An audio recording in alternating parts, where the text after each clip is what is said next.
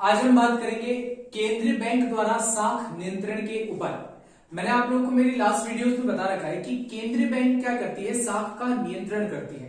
साख का मतलब होता है ऋण यानी कि लोन को क्रिएट करने का काम यानी कि उसको बनाने का काम करती है कमर्शियल बैंक्स यानी कि वाणिज्यिक बैंक के, व्यापारिक बैंक के। लेकिन उस साख को नियंत्रित करने का जो कार्य है वो होता है केंद्रीय बैंक का। यदि केंद्रीय बैंक क्या करती है, अपने मौद्रिक उपायों के द्वारा साख को नियंत्रित करने का कार्य करती है। मौद्रिक उपाय के अंदर केंद्रीय बैंक दो तरह के उपायों को अपनाती है, जिससे सबसे पहले इसमें है मात्रात्मक उपाय और दूसरा है गुणात्मक उपाय। तो सबसे पहले हम बात करेंगे बैंक दर की, दैट मींस बैंक रेट। तो बैंक दर वह दर होती है जिस दर पर केंद्रीय बैंक व्यापारिक बैंकों को ऋण उपलब्ध करवाता है। ठीक है, मैंने आप लोगों को बताया था कि जनता के लिए बैंक कौन से है। जनता को अगर पैसा चाहिए, पब्लिक को अगर पैसा चाहिए तो वो जाएगी कमर्शियल बैंक्स के पास यानी व्यापारिक बैंकों के पास। और अगर व्यापारिक बैंक को पैसा चाहिए तो व्यापारिक बैंक के पैसा किससे लेगी, केंद्रीय बैंक से यानी कि आरबीआई से। तो जिस दर पर यानी कि जब आरबीआई व्यापारिक बैंकों को ऋण प्रदान करेगा तो व्यापारिक बैंकों को केंद्रीय बैंक को ब्याज का भुगतान करना पड़ेगा। तो वो जो ब्याज का भुगतान है वो जिस रेट ऑफ इंटरेस्ट पर होगा उसी रेट ऑफ इंटरेस्ट को बोलते हैं बैंक रेट यानी कि बैंक दर। तो जिस दर पर केंद्रीय बैंक व्यापारिक बैंकों को ऋण उपलब्ध करवाएगा उसी दर को बोलते हैं बैंक दर। ठीक है, जैसे मान लो कि आरबीआई ने कमर्शियल बैंकों को, किसी भी कमर्शियल बैंक ले लेते हैं, मान लेते हैं कि एसबीआई को मान लो आरबीआई ने 100 करोड़ रुपए का लोन दिया और वो जो 100 करोड़ रुपए का लोन है वो 5% की रेट पर दिया, 5% की ब्याज दर पर दिया। तो यही 5% की जो ब्याज दर है इसी को हम बोलते हैं बैंक दर। ठीक है, अब बैंक दर में अगर वृद्धि हो जाए, मान लेते हैं कि बैंक दर बढ़ जाए, जैसे मान लो बैंक दर 5% से बढ़कर हो गई है 7%। बैंक दर अगर बढ़ जाए, अगर बैंक दर 5% से बढ़कर कितनी हो जाती है 7%, तो यहां साख का संकुचन हो जाएगा। संकुचन कैसे होगा, क्योंकि व्यापारिक बैंकों को जो लोन है वो महंगा पड़ रहा है। पहले व्यापारिक बैंकों को 5% ब्याज चुकाना पड़ता था, लेकिन अब व्यापारिक बैंकों को 7% ब्याज चुकाना पड़ रहा है। तो यहाँ व्यापारिक बैंक आरबीआई से लोन की डिमांड कम कर देगी। यानी कि जब केंद्रीय बैंक को साख का संकुचन करना होगा तो इस स्थिति में केंद्रीय बैंक क्या करेगी, बैंक दर को बढ़ा देगी। अगर केंद्रीय बैंक चाहती है कि साख का विस्तार हो तो यहां पर केंद्रीय बैंक क्या करेगी, इस रेट ऑफ इंटरेस्ट को कम कर देगी ताकि बैंकों को लोन सस्ता मिले, व्यापारिक बैंकों को लोन सस्ता मिले और व्यापारिक बैंक ज्यादा से ज्यादा रेट की मांग करें। ठीक है, तो ये होता है बैंक दर। अब हम बात करेंगे दूसरे पॉइंट की, रेपो रेट की।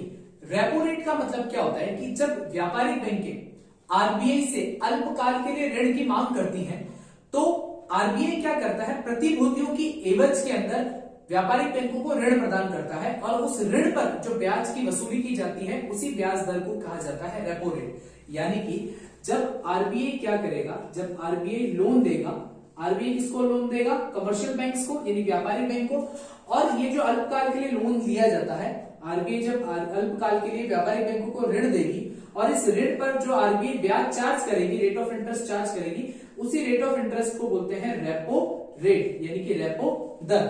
अब आप लोग क्या कंफ्यूज हो गए सर कि आपने बैंक दर में भी तो यही चीज बताई, रेपो दर में भी यही चीज बताई, लेकिन बैंक दर और रेपो रेट में पहला अंतर यह होता है कि रेपो रेट के समय जो लोन दिया जाता है वो अल्पकाल के लिए दिया जाता है, लेकिन बैंक दर के समय जो लोन दिया जाता है वो दीर्घकाल के लिए दिया जाता है, पहला। दूसरा, रेपो रेट के समय जो लोन दिया जाता है वो प्रतिभूतियों की एवज में दिया जाता है। यानी कि जब कमर्शियल बैंक्स आरबीआई से लोन की मांग करेंगी, ऋण की मांग करेंगी, तो व्यापारिक बैंकों को केंद्रीय बैंक के पास कुछ प्रतिभूतियां गिरवी रखनी पड़ेगी, कुछ कोलेटरल मोर्गेज रखना पड़ेगा, गिरवी रखना पड़ेगा, तभी आरबीआई क्या करेगी, लोन देगी। लेकिन बैंक दर की सिचुएशन में कोई भी मोर्गेज यानी कुछ भी चीज गिरवी नहीं रखनी पड़ती है।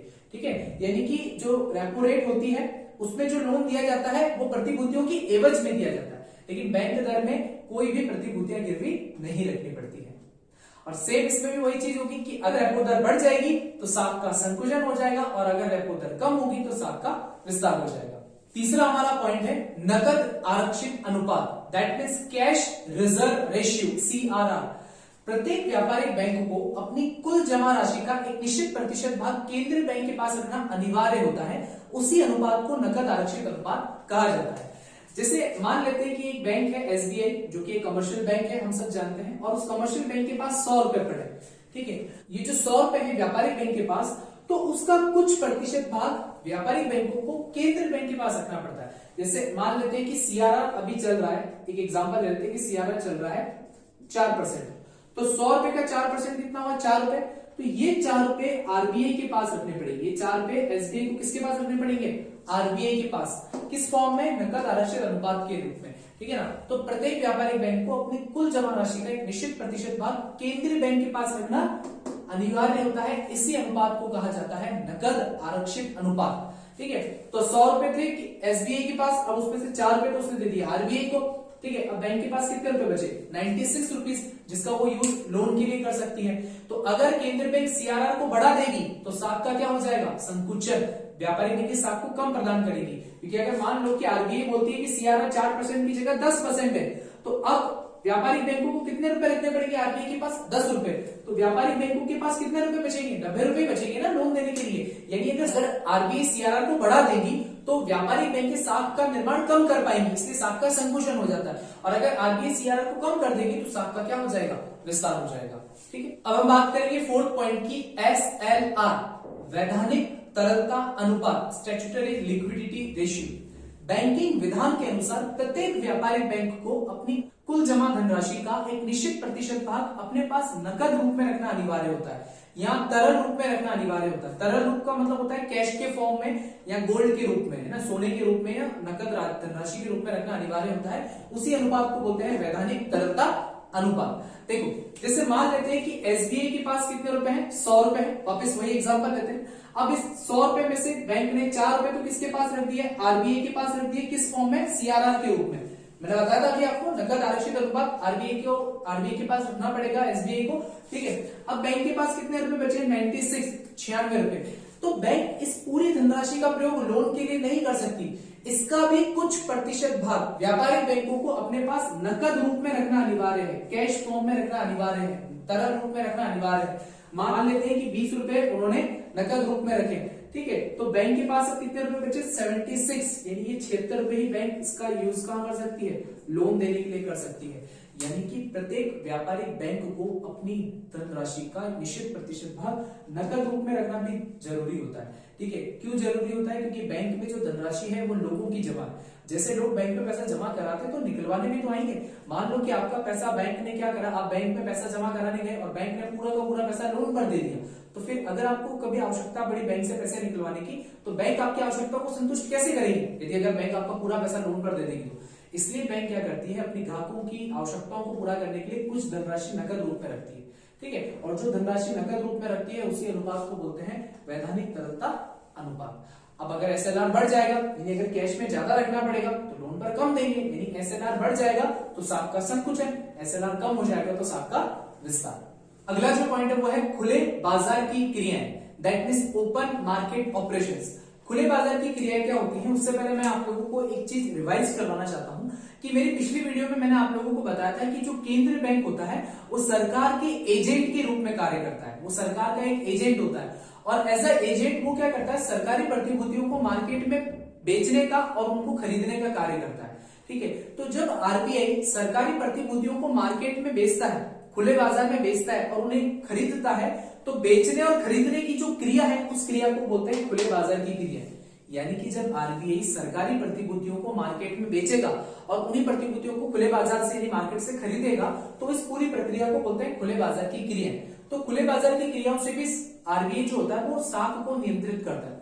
कैसे नियंत्रित करता है, जब आरबीआई को लगता है कि साख का संकुचन करना है, साख को कम प्रदान करना है, तो ऐसी सिचुएशन में क्या करेगा, आरबीआई सरकारी प्रतिभूतियों को मार्केट में बेच देगा। अब मार्केट में बेचने से होगा क्या, जब सरकार की कंपनियों के डिबेंचर, सरकार की कंपनियों के बॉन्ड्स, शेयर्स जब आरबीआई बेचेगा मार्केट के अंदर, तो इससे क्या होगा कि प्रतिभूतियां तो मार्केट में चली जाएगी, लेकिन मार्केट से सारा धनराशि, सारा नकद कहां आ जाएगा, आरबीआई के पास। जब अर्थव्यवस्था में धन की यानी कि मुद्रा की कमी हो जाएगी तो साख का संकुचन हो जाएगा। और जब आरबीआई को लगता है कि हमें साख का विस्तार करना है, तो ऐसी सिचुएशन में क्या करेगा, प्रतिभूतियों को खरीद लेगा, पैसे को भेज देगा, यानी मुद्रा को वापस अर्थव्यवस्था में भेज देगा, जिससे साख का विस्तार हो जाएगा, ठीक है। तो खुले बाजार की क्रियाओं का मतलब होता है सरकारी प्रतिभूतियों को मार्केट से खरीदना और बेचना, ठीक है। मात्रात्मक उपाय का अंतिम पॉइंट है reverse repo rate, reverse repo दर।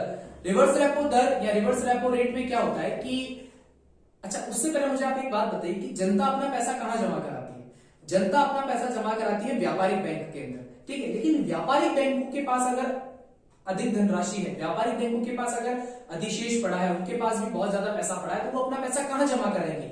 हाँ, वो अपना पैसा जमा कराएंगे आरबीआई के पास। यानी कि जितनी भी कमर्शियल बैंक्स हैं वो अपना पैसा जमा कराती हैं आरबीआई के पास एज अ डिपॉजिट्स। ठीक है, अब जब हम बैंक में पैसा जमा कराते हैं तो बैंक हमें ब्याज देता है, वैसे ही जब व्यापारिक बैंक अपना पैसा आरबीआई के पास जमा कराती है तो आरबीआई भी क्या देगा? इनको ब्याज देगा। तो वो ब्याज जिस रेट ऑफ इंटरेस्ट पर दिया जाता है, मान लो आरबीआई उनको 3% की दर पर क्या दे रहा है? उस धनराशि पर, जमा धनराशि पर ब्याज दे रहा है, तो इसी रेट ऑफ इंटरेस्ट को कहा जाता है reverse repo rate, reverse repo दर। ठीक है, तो ये कुछ मात्रात्मक उपाय जिनका प्रयोग करके आरबीआई क्या करती है? साख का विस्तार और साख का संकुचन करती है। सबसे पहला पॉइंट है सीमांत आवश्यकता। सीमांत आवश्यकता यानी कि मार्जिनल रिक्वायरमेंट। अब इसका मतलब क्या होता है कि जब भी हम बैंक से लोन लेने जाते हैं तो आप लोगों को पता होगा कि जब हम बैंक से लोन लेने जाते हैं तो हमें कुछ संपत्ति के कागजात गिरवी रखने पड़ते हैं। ठीक है, तो मान लो कि मुझे लोन चाहिए 10 लाख रुपए का। अब 10 लाख रुपए के लिए बैंक ने मुझे कहा कि आपको 12 लाख रुपए की कम से कम संपत्ति के कागजात गिरवी रखने पड़ेंगे। यानी कि मैं लोन कितने का ले रहा हूं? 10 लाख रुपए का। जो मैं जमानत रख रहा हूं तो जमानत वाली वस्तु का मूल्य कितना है? 12 लाख रुपए। तो ऋण की राशि कितनी है? 10 लाख। जमानत वाली वस्तु की राशि कितनी है? 12 लाख रुपए। तो 10 लाख और 12 लाख के बीच का अंतर कितना हुआ? 2 लाख। उसी 2 लाख को कहते हैं सीमांत आवश्यकता। यानी सीमांत आवश्यकता का मतलब होता है ऋण की राशि और जमानत पर रखी गई वस्तु के मूल्य की राशि, जो धनराशि है, उसके बीच का अंतर ही होता है सीमांत आवश्यकता। दूसरा पॉइंट है साख का राशनिंग। राशनिंग का मतलब होता है अधिकतम सीमा का निर्धारण। कई बार केंद्रीय बैंक क्या करती है? अलग अलग व्यापारिक क्रियाओं के लिए अलग अलग साख का कोटा यानी कि उसकी अधिकतम सीमा का निर्धारण कर लेती है। आई नो कंफ्यूज हो रहे होंगे ना। देखो, राशनिंग का मतलब होता है अधिकतम सीमा का निर्धारण। जैसे कि मान लो अगर आप एजुकेशन के लिए लोन लेने जा रहे हो तो आपको मान लो 5 लाख रुपए का लोन दिया जा रहा है। कृषि के लिए लोन लेने जा रहे हो तो आपको 10 लाख का लोन दिया जा रहा है। अगर आप उद्योग के लिए लोन लेने जा रहे हो, अगर आपका छोटा उद्योग है ना, अगर आपका छोटे लेवल पर अगर आप उद्योग स्थापित करना चाहते हो तो मान लो 3 लाख रुपए का लोन दे दिया। मध्यम स्तर का अगर आप उद्योग स्थापित करना चाहते हो तो अभी आपको 5 लाख का लोन दे दिया। तो मतलब इस तरीके से क्या होता है कि केंद्रीय बैंक क्या करती है? अलग अलग व्यापारिक क्रियाओं के लिए अलग अलग साख का कोटा फिक्स कर देती है। इसी पूरी प्रक्रिया को कहते हैं साख का राशनिंग। तो इसके थ्रू भी केंद्रीय बैंक क्या करती है? साख का विस्तार और संकुचन करती है। जब साख का विस्तार करना होता है तो इस सीमा को बढ़ा देती है और साख का संकुचन करना होता है तो इस सीमा को कम कर दिया जाता है। अगला पॉइंट है प्रचार, यानी कि इसका प्रमोशन करना। आप सबको पता है कि हम एक ऐसे युग में रह रहे हैं, हम एक बाजारीकरण के युग में रह रहे हैं और यहाँ पर अगर किसी भी चीज को अगर आपको बेचना है ना तो आपको उसका प्रचार यानी प्रमोशन करना, एडवर्टाइजमेंट करना बहुत जरूरी है। तो कई बार केंद्रीय बैंक क्या करता है कि अगर साख का विस्तार करने के लिए प्रमोशन यानी प्रचार जैसी क्रियाओं का भी प्रयोग करता है। ठीक है, बड़े बड़े होल्डिंग्स लगवाए जाते हैं। ठीक है, उन्हें एडवर्टाइज किया जाता है न्यूज़पेपर्स के थ्रू, न्यूज चैनल्स के थ्रू, है ना, टेलीविजन के थ्रू, आर्टिकल्स के थ्रू, बुलेटिन बोर्ड्स के थ्रू। केंद्रीय बैंक क्या करती है? अपने साख का विस्तार करने के लिए उनका प्रचार करती है कि सस्ती दरों पर हम लोन उपलब्ध करवा रहे हैं। ठीक है, यहाँ अलग अलग प्रकार की योजना चालू कराकर साख का विस्तार किया जाता है। आई होप आज के सारे पॉइंट्स आपको समझ में आए होंगे। अगर इस वीडियो से रिलेटेड कोई भी डाउट है या अगर कोई पॉइंट आपको नहीं समझ में आया तो आप मुझे कमेंट कर सकते हैं। Thank you guys.